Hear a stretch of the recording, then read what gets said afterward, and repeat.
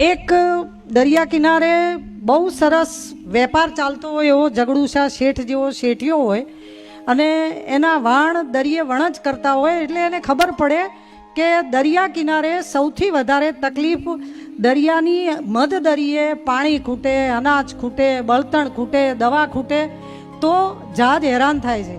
એટલે એમણે એવું નક્કી કર્યું કે હું એક સહારા નામનું જહાજ ફરતું કરીશ અને એ જહાજમાં બધી જ જીવનની રસ્તાની જરૂરી વસ્તુઓ છે.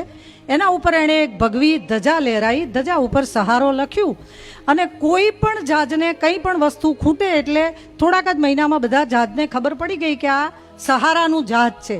બધાય પોતે કોઈ પણ વસ્તુની અગવડ હોય ત્યારે ત્યાં આવે અને એ જહાજમાંથી એમને જરૂરી વસ્તુઓ મળે. એક વખત ચાંચિયાઓ જહાજ લૂંટવા આવ્યા ને એટલે એ જ જહાજ લૂંટી કાઢ્યું. હવે સહારાનું જહાજ લૂંટાય તો વાંધો નહીં, એ ધજા લૂંટી લીધી અને ધજા પોતાના જહાજ ઉપર ફરકાઈ એટલે હવે એમને કોઈ જહાજ શોધવા જવાનું નહીં.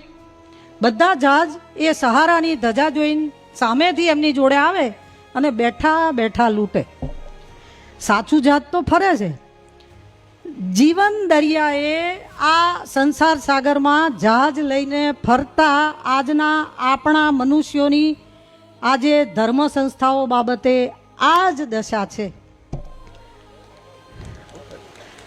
આ જ દશા છે કે ચાંચિયાઓના હાથમાં ધજા જતી રહી છે અને માણસ શાંતિ લેવા, માણસ પ્રેમ લેવા, જ્ઞાન લેવા, માણસ ધજા જોઈને જાય છે, અંદર ચાંચિયો બેઠો છે ખબર નથી.